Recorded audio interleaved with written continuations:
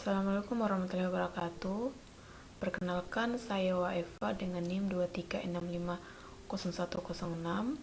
Pada kesempatan ini saya akan mempresentasikan hasil remedial UAS mata kuliah Big Data dan Cloud Computing. Pada presentasi kali ini kita membahas konsep dasar Spark, Cloud Computing hingga studi kasus penerapannya. Struktur presentasi. Di sini saya membaginya menjadi 3 bagian. Bagian pertama membahas soal tingkat mudah mengenai konsep dasar Spark dan Cloud Computing. Bagian kedua membahas analisis dan studi kasus, sedangkan bagian terakhir membahas kasus yang lebih kompleks mengenai integritasi Spark dan Cloud Computing. Baik, kita masuk pada soal tingkat. Yang pertama, jelaskan bagaimana pembagian partisi mempengaruhi pemerataan beban kerja dan kecepatan eksekusi pada Spark. Di sini ada partisi seimbang, setiap task selesai dalam waktu yang mirip, cluster dimanfaatkan efisien.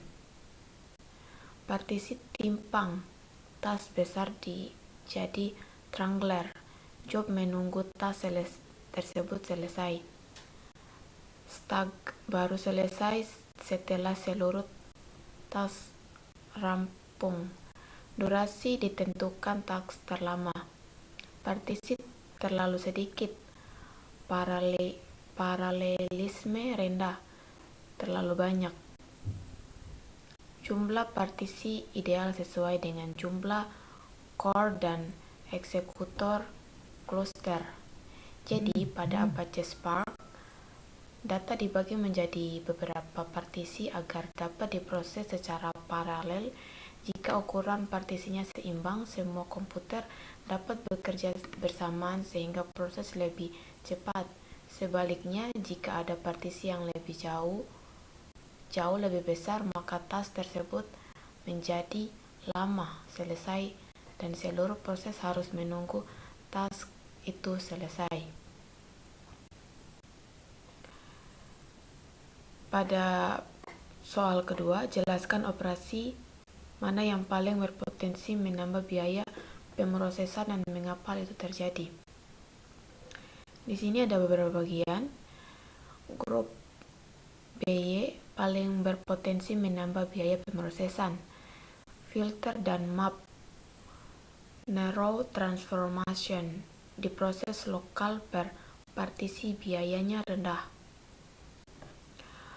Grup B, weight transformation memicu shuffle antar partisi atau antar node.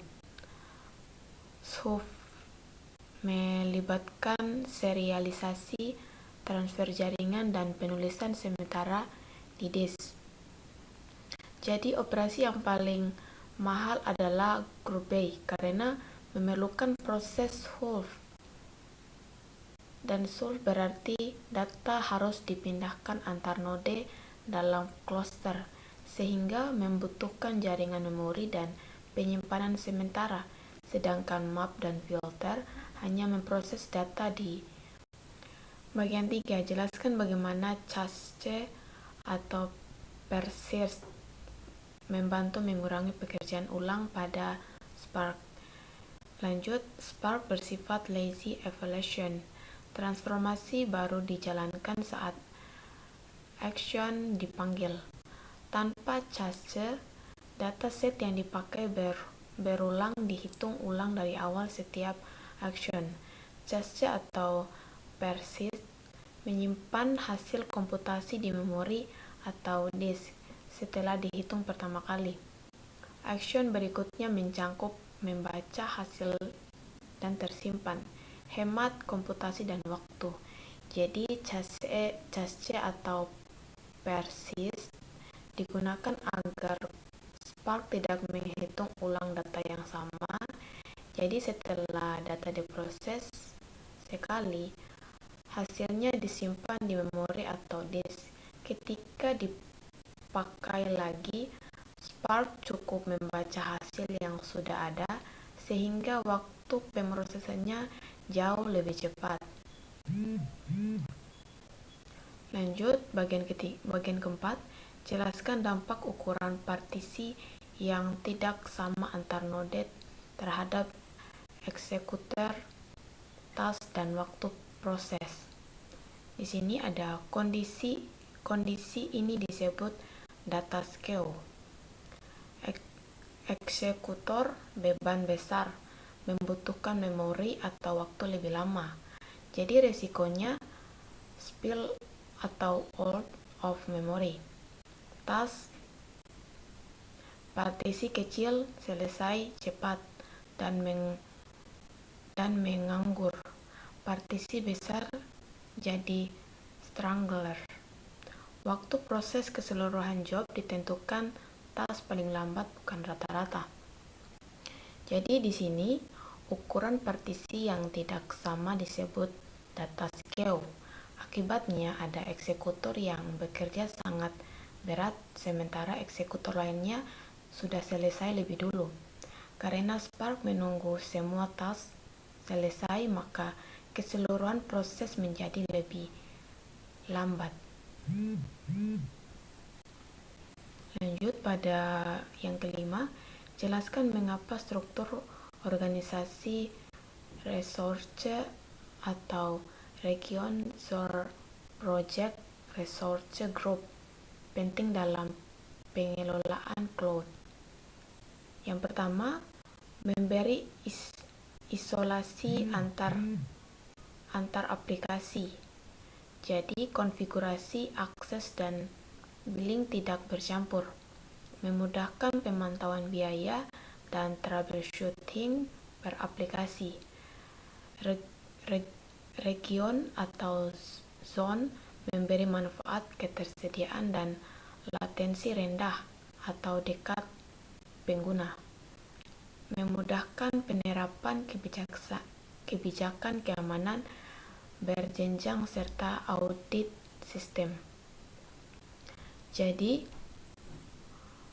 untuk struktur resource pada cloud penting agar setiap aplikasi memiliki pengelolaan yang terpisah selain memudahkan pengaturan biaya dan keamanan.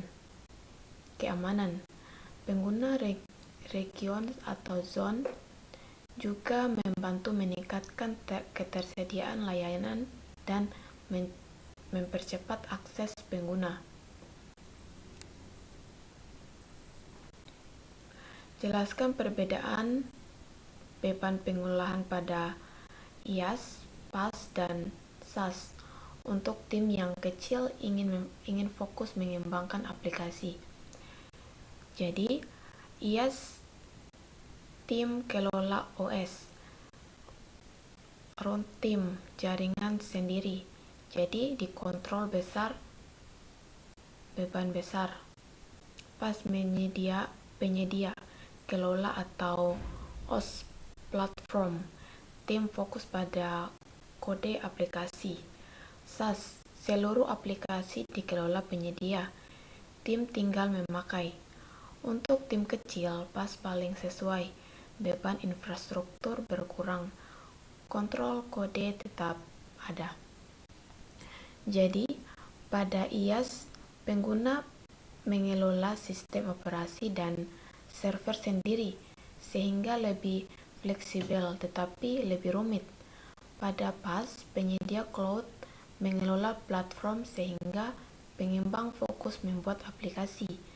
Sedangkan SaaS adalah aplikasi yang paling digunakan tanpa memerlukan pengelolaan server untuk tim kecil. PaaS merupakan yang paling sesuai.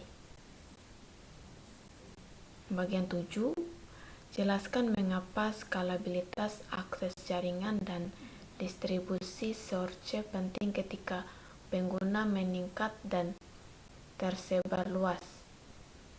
Jadi, skalabilitas atau auto scaling, kapasitasnya menyesuaikan otomatis saat pengguna naik. Broad network access, layanan dapat diakses dari mana saja via internet. Distribusi resource atau multi-region mendekatkan layanan ke pengguna, kurangi latensi. Ketiganya bersama menjaga sistem tetap responsif dan tersedia meski satu lokasi bermasalah. Jadi, skalabilitas memungkinkan kapasitas sistem bertambah secara otomatis saat pengguna meningkatkan broad network akses, membuat layanan dapat diakses dari mana saja, sedangkan distribusi resource membuat pengguna mendapat akses yang lebih cepat dan layanan tetap tersedia. Jadi kita lanjut pada soal tingkat sedang. Masuk pada bagian 8, analisis penyebab satu task selesai jauh lebih cepat karena ukuran data antar partisi tidak seimbang dan dampaknya terhadap performa job. Di sini kondisi ini adalah data scale. Distribusi K tidak merata pada grup B atau join. Hash partitioning membuat partisi bersisi K populer menjadi jauh lebih besar. Dampak task kecil menganggur menunggu job menunggu task terbesar. Performa job keseluruhan melambat.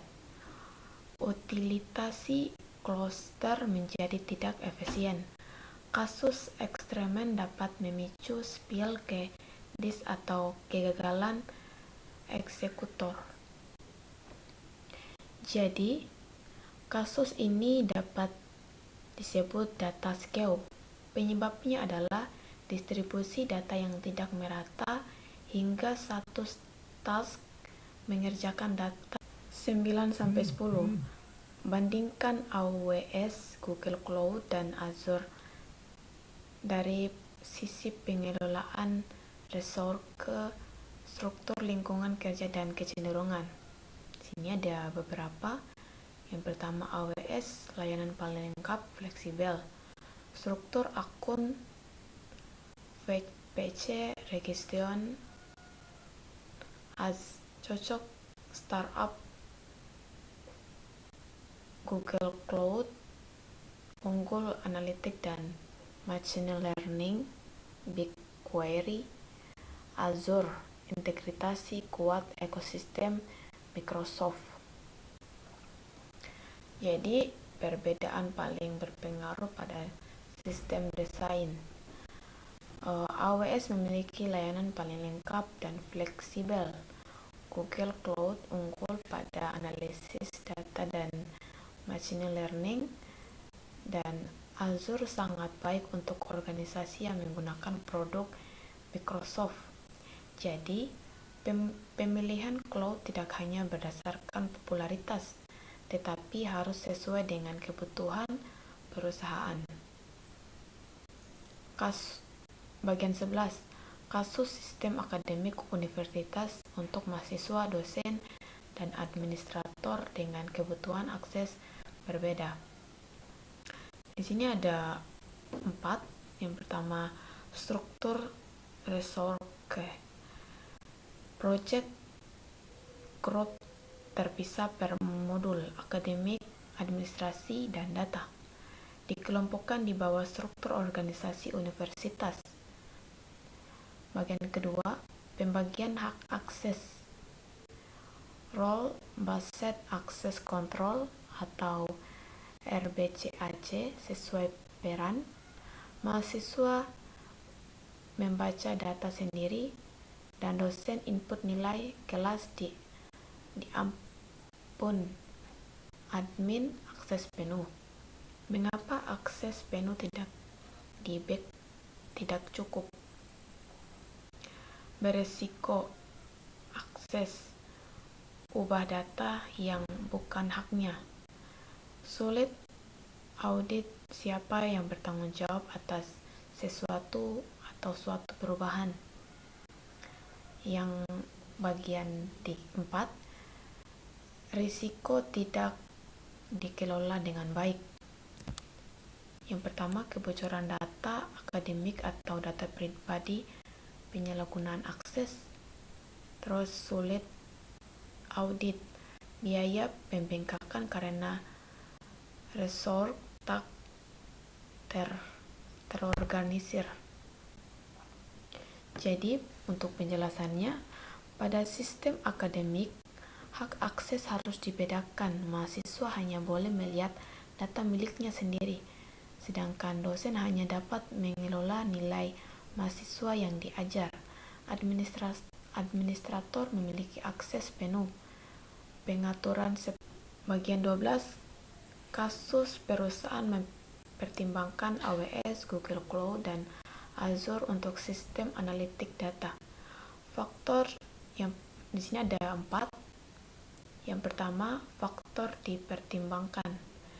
Kebutuhan komputasi elastis, kapasitas stroke didukung PAS atau DevTools, biayanya, kemampuan tim teknik, keamanan, regulasi, integrasi sistem eksistis. Bagian kedua bukan hanya popularitas. Jadi setiap platform punya keunggulan berbeda. Pilih karena populer saja, risiko tidak sesuai kebutuhan dan biaya tak efisien. Bagian ketiga, pengaruh kemampuan tim. Jadi untuk tim yang kurang berpengalaman, jadi tidak cocok platform manage server PAS.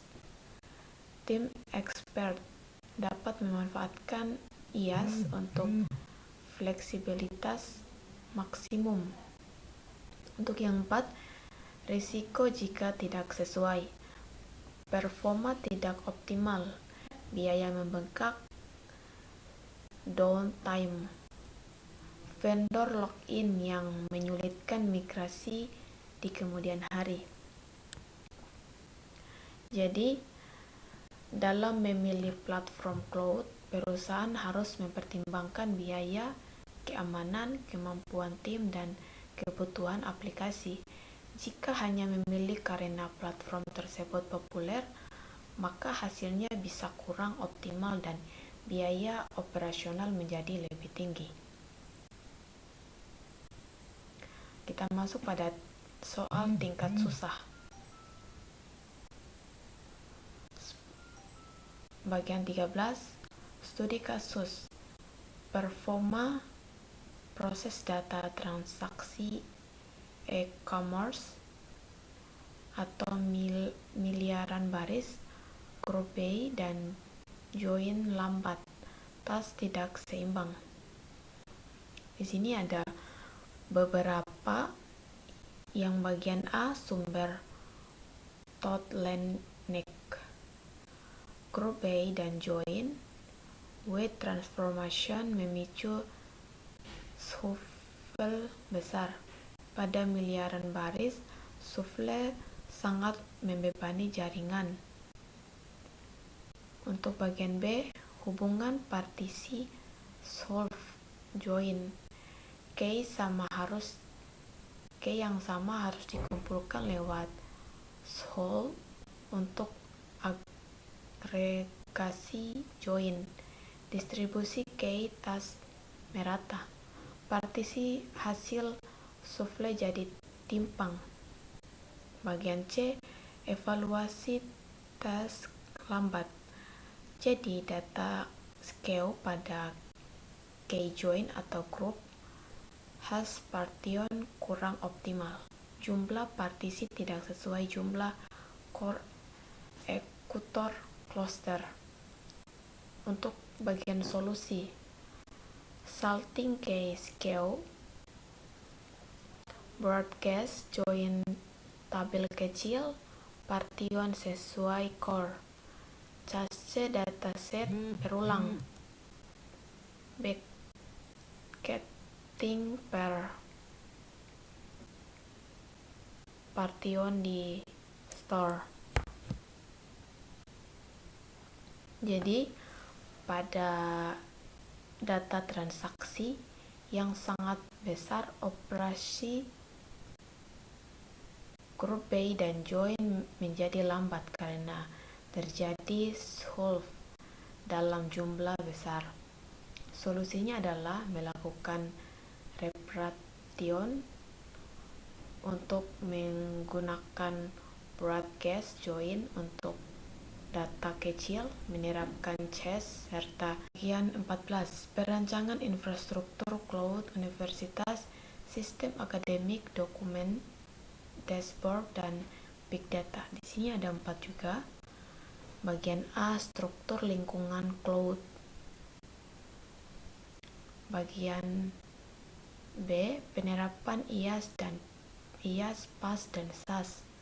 Bagian C, perbandingan AWS, GPC, atau Azure. Yang ketiga, risiko dan mitigasi. Jadi, untuk universitas, infrastruktur cloud sebaliknya dipisahkan berdasarkan sistem. Misal, akademik, administrasi, dan big data. PaaS digunakan untuk aplikasi utama.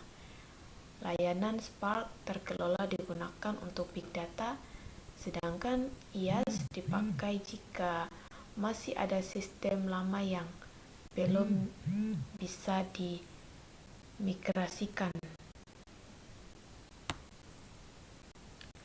Kita masuk bagian 15, studi kasus sistem big data terpadu perusahaan tersedia, perusahaan media digital untuk rekomendasi sistem dan monitoring aktivitas. Ada 4 juga.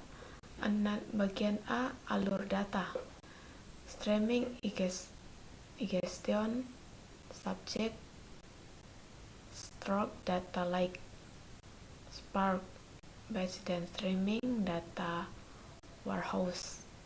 Bagian B, pengelolaan data terdistribusi, partisi berdasarkan waktu atau pengguna,